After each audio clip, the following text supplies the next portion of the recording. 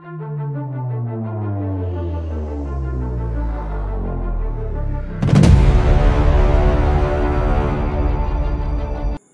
Friends, welcome to my YouTube channel. আজকের Excel ক্লাসে আমি তোমাদের শর্ট এবং ফিল্টারিং নিয়ে আলোচনা করব। তাহলে শুরু করা যাক শর্ট অ্যান্ড ফিল্টার। দেখো, সবার ফার্স্টে আজকে আমি করব শর্টিং। এখানে এক্সেলের একটা সিট আমি তৈরি করে রেখেছি, এই সিটটার উপরে শর্টিং করব। শর্টিং কি জিনিস না, কোনো ডেটাকে বা কোনো ডেটার উপর বেস করে আমি তাকে মানের ঊর্ধ্বক্রমে বা মানের অধক্রমে অর্থাৎ অ্যাসেন্ডিং অর্ডার বা ডিসেন্ডিং অর্ডারে সাজাতে পারি। কোনো তথ্যকে, রিলেটেড তথ্যকে কোনো ডেটার উপর বেস করে অ্যাসেন্ডিং বা ডিসেন্ডিং অর্ডারে সাজানোটাই হচ্ছে শর্টিং। তাহলে কিভাবে শর্টিং করতে হয় আগে দেখে নেওয়া যাক। সবার ফার্স্টে ধরো এখানে যে এমপ্লয়ি যে নেম রয়েছে, আমি চাইছি এখানে এমপ্লয়ি নেম অনুসারে এই রেকর্ডগুলোকে সাজাতে। তো আমি একটা রেকর্ডকে আপাতত হাইলাইট করে রাখছি যাতে তোমাদের বুঝতে সুবিধা হয়। তো ধরো এখানে যে R for Rajesh, D for Dinesh, T for Tushar, R for Rakesh, এই নামগুলোকে আমি তাদের অ্যাসেন্ডিং অর্ডারে সাজাবো। কিন্তু অ্যাসেন্ডিং অর্ডারে সাজাতে গেলে আমাকে এটাও দেখতে হবে যে প্রত্যেকটা ডেটা তার করসপন্ডিং ডেটার সাথে কিন্তু রিলেটেড। যেমন এখানে তুষার, স্যানিটাইজার, ওয়েস্ট বেঙ্গল আর 150, এই রেকর্ডটা বা এই ডেটাগুলো একে অপরের সাথে কিন্তু ইন্টার রিলেটেড। তাহলে যখন আমি নামের ক্রম অনুসারে তাদেরকে সাজাবো, তাহলে ন্যাচারালি তার করসপন্ডিং ডেটাগুলো কিন্তু সেই অনুসারে চেঞ্জ হয়ে যাবে। তাহলে সবার ফার্স্টে নামের অনুসারে যদি সাজাতে হয়, তাহলে এমপ্লয়ি নেমের যে কোনো একটা সেলের মধ্যে আমি ক্লিক করলাম। ক্লিক করার পর আমি হোম রিবনের অন্তর্গত এডিটিং কমান্ড গ্রুপের মধ্যে শর্ট অ্যান্ড ফিল্টারে ক্লিক করে শর্ট A to Z অপশনে চুজ করতে পারি। শর্ট A to Z মানে হচ্ছে অ্যাসেন্ডিং অর্ডারে তাদেরকে সাজানো। তাহলে আমি এখানে ক্লিক করলাম। তাহলে দেখো, যার নাম সবার ক্যারেক্টারে ফার্স্টে আসছে ডি, সেই ডি দিয়ে রেকর্ডগুলো আগে চলে এসছে। ডি এর পরে আসে আর, তাহলে আর দিয়ে যে রেকর্ডগুলো সেগুলো, তারপর এস, তারপর টি। এবং দেখো আমি এটাকে হাইলাইট করে রেখেছিলাম বোঝাবার জন্য। দেখো তুষার কিন্তু স্যানিটাইজারই সেল করেছে ওয়েস্ট বেঙ্গল এরিয়া 150। তার মানে বোঝা যাচ্ছে যে পার্টিকুলার কোনো সেলের উপর বেস করে যখন আমি তাকে শর্টিং করছি, সেই সেলের করসপন্ডিং যে ডেটাগুলো তারাও কিন্তু তার সাথে রিলেটেড হয়ে চেঞ্জ হয়ে যাচ্ছে। ঠিক আছে, কন্ট্রোল জেড করে আমি করে দিলাম আন্ডু।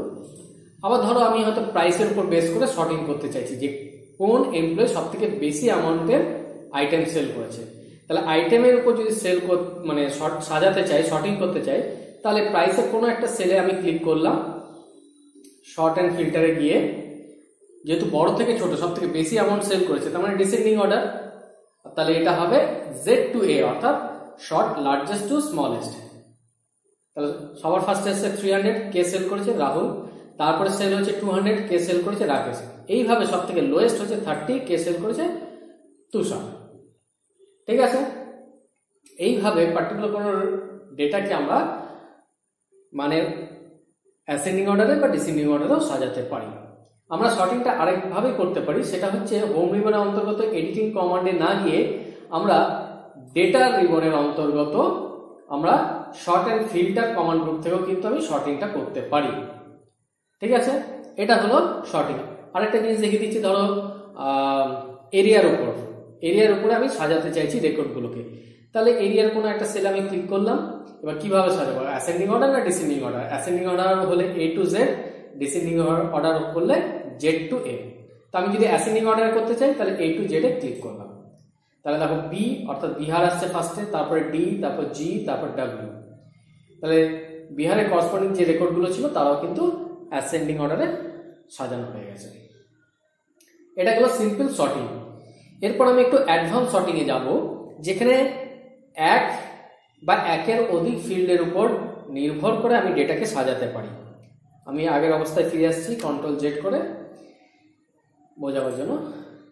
ধরো আমি এখানে সাজাতে চাইছি যে এরিয়ার উপর সাজাবো এবং তারপরে প্রাইস অনুসারে সাজাবো, অর্থাৎ এখানে আমার সাজানোটা হবে দুটো ফিল্ডের উপর নির্ভর করে। ফার্স্ট ফিল্ড হবে এরিয়া, সেকেন্ড ফিল্ড হবে প্রাইস। তাহলে যখন একের অধিক ফিল্ডের উপর বেস করে আমি রেকর্ডগুলোকে সাজাবো, তখন কিন্তু আমাকে একটু অ্যাডভান্স শর্টিংয়ে যেতে হবে। তো আগে একটা জিনিস আমি দেখিয়ে দিই, রেকর্ডটাকে আমি ধরো এরিয়া চুজ করলাম। অ্যাডভান্স শর্টিং করার আগে তোমরা আগে এই টেবিলটা আগে একটা খাতাতে নোট ডাউন করে রাখবে, কারণ এই রেজাল্টের পরেই অ্যাডভান্স শর্টিং করাবো যখন, তখন তার রেজাল্ট একটা আসবে। সেই দুটো রেজাল্টের মধ্যে কি পার্থক্য হচ্ছে তোমরা টেবিলটা আউটপুট দেখে বুঝতে পারবে। তো আমি এখানে এরিয়ারে কোনো একটাতে ক্লিক করলাম, ধরো আমি এটাকে অ্যাসেন্ডিং অর্ডারে সাজাচ্ছি A to Z। তাহলে দেখো রাহুল গ্লাভস বিহার 300, ঠিক আছে। তাহলে আমি এই রেকর্ডটাকে আগে হাইলাইট করে রাখি বোঝাবার জন্য।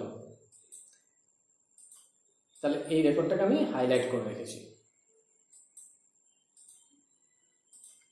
আমি আবার আন্ডু করে দিলাম। তাহলে এখানে একটা জিনিস আমি বলে দিই, বিহারের ফার্স্টে আছে 300, তারপর 100, তারপর 75। এই জায়গাটাকে একটু লক্ষ্য করে রাখবে। এটা আমি কিন্তু সিম্পল শর্টিং করেছি এরিয়ার উপরে বেস করে, ঠিক আছে। এবার আমি যাচ্ছি অ্যাডভান্স শর্টিং এ, কন্ট্রোল জে, আগের অবস্থায় ফিরে এলাম।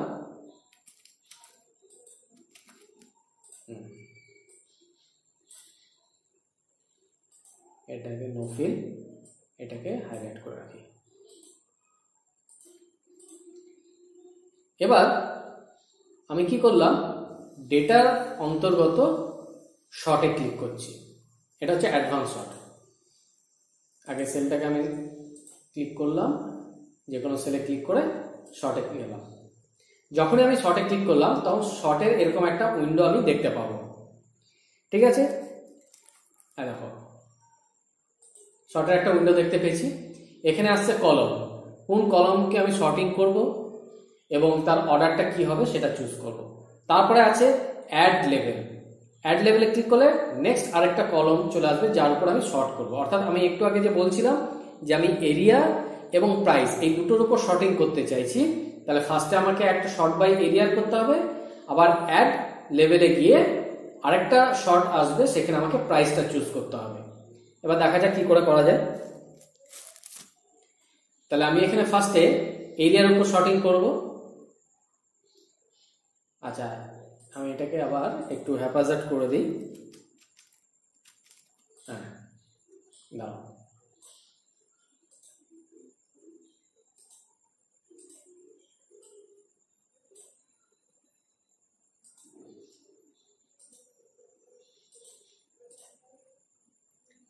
এবার আমি যাচ্ছি ডেটার আন্ডারে শর্ট। এরিয়া একটা ক্লিক করলাম, যে কোনো সেলে ক্লিক করে শর্টে ক্লিক করলাম। এবার দেখো এখানে ফার্স্ট আমি শর্টিংটা করব এরিয়ার উপরে, তাহলে এখানে শর্ট বাই এখান থেকে চুজ করে নিলাম এরিয়া। কিসের উপর শর্টিংটা করব না, তার যে ভ্যালুটা আছে, এই যে ডেটাটা আছে তার উপর বেস করব, তাই আমি এখানে ভ্যালুটা চুজ করলাম। কিভাবে সাজাবো না, A to Z। তারপর নেক্সট শর্টিংটা হবে প্রাইসের উপর, তাহলে এখানে আমাকে অ্যাড লেভেলে ক্লিক করতে হবে। অ্যাড লেভেলে ক্লিক করে আমি এখান থেকে প্রাইস চুজ করলাম, তার শর্টিংটা হবে তার ভ্যালুর উপরে, ভ্যালু চুজ করা হলো এবং স্মলেস্ট টু লার্জেস্ট।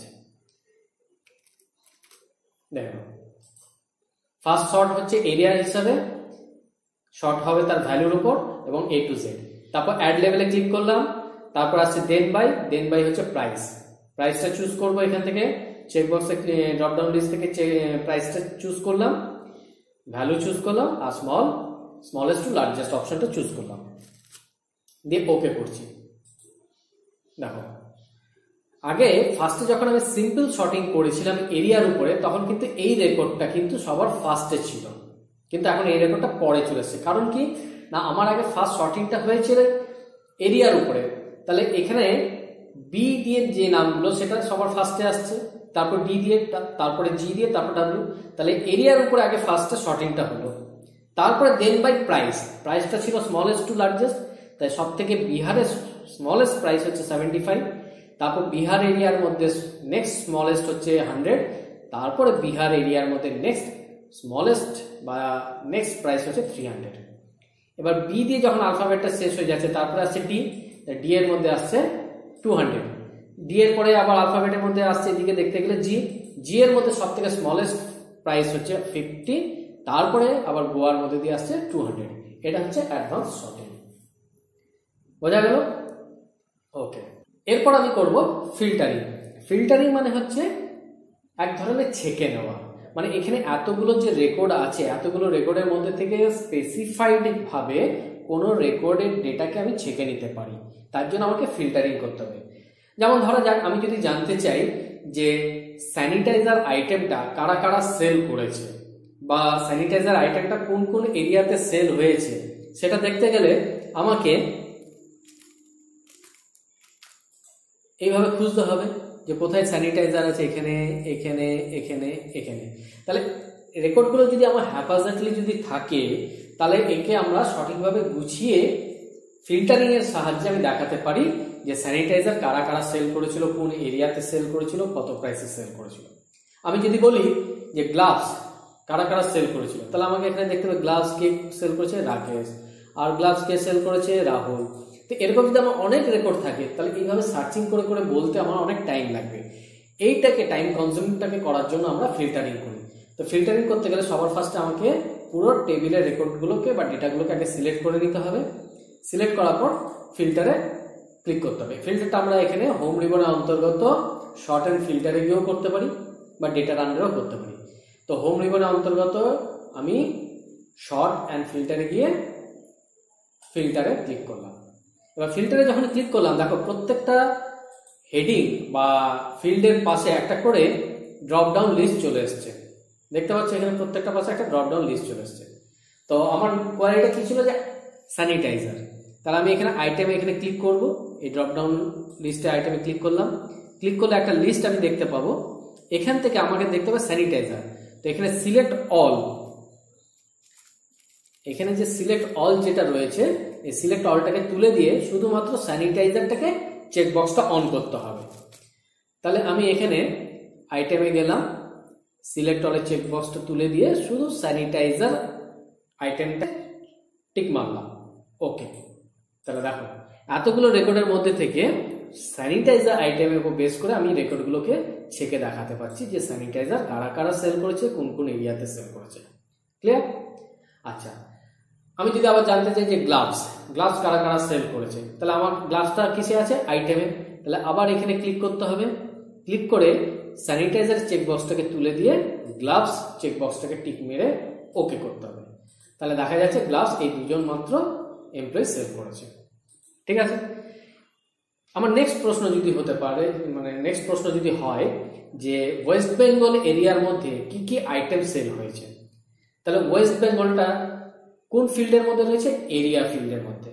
তাহলে এরিয়া ফিল্ডের মধ্যে গিয়ে আমি দেখো এখানে ওয়েস্ট বেঙ্গল দেখতে পাচ্ছি না। কারণ কি? কারণ একটু আগেই আমি আইটেমের উপর ফিল্টারিং করেছি, অর্থাৎ এখন যে রেকর্ডটা আমি দেখতে পাচ্ছি সেটা আইটেমের উপর ফিল্টারিং হয়ে রয়েছে, আর আইটেমটা হচ্ছে গ্লাভস। তাই আমাকে একে আবার আগের অবস্থায় ফিরিয়ে আনতে হবে। তাহলে এখানে ক্লিক করে এই সিলেক্ট অল করে সমস্ত চেকবক্সগুলোকে অন করে নিতে হবে, দিয়ে ওকে করতে হবে। আমি সব রেকর্ডগুলো ফিরে পেয়ে গেলাম। এরপর আমি যাব এরিয়াতে গিয়ে এই সিলেক্ট অলে সব তুলে দিয়ে ওয়েস্ট বেঙ্গলটাকে চুজ করব, যেহেতু আমি ওয়েস্ট বেঙ্গল এরিয়ার মধ্যে কি কি আইটেম সেল হয়েছে দেখতে চেয়েছি। ওকে করলাম। তাহলে দেখো ওয়েস্ট বেঙ্গলের মধ্যে এই আইটেমগুলো সেল হয়েছে।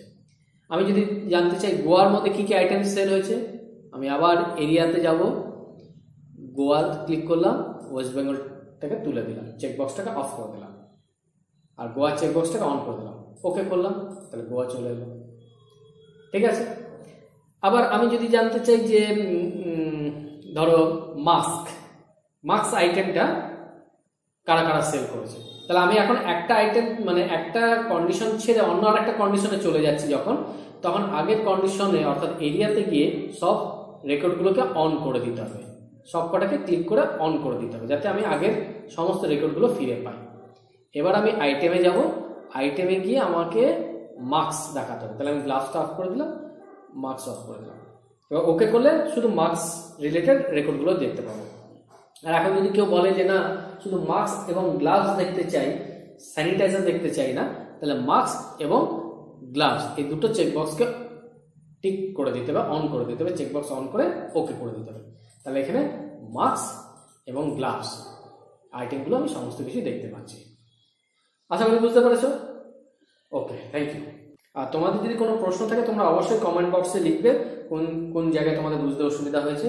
আর যদি তোমাদের ভিডিওটা পছন্দ হয়ে থাকে তাহলে তোমরা অবভিয়াসলি লাইক করবে, বন্ধু বান্ধবদের মধ্যে শেয়ার করবে এবং অবশ্যই সাবস্ক্রাইব করবে আমার চ্যানেলটিকে।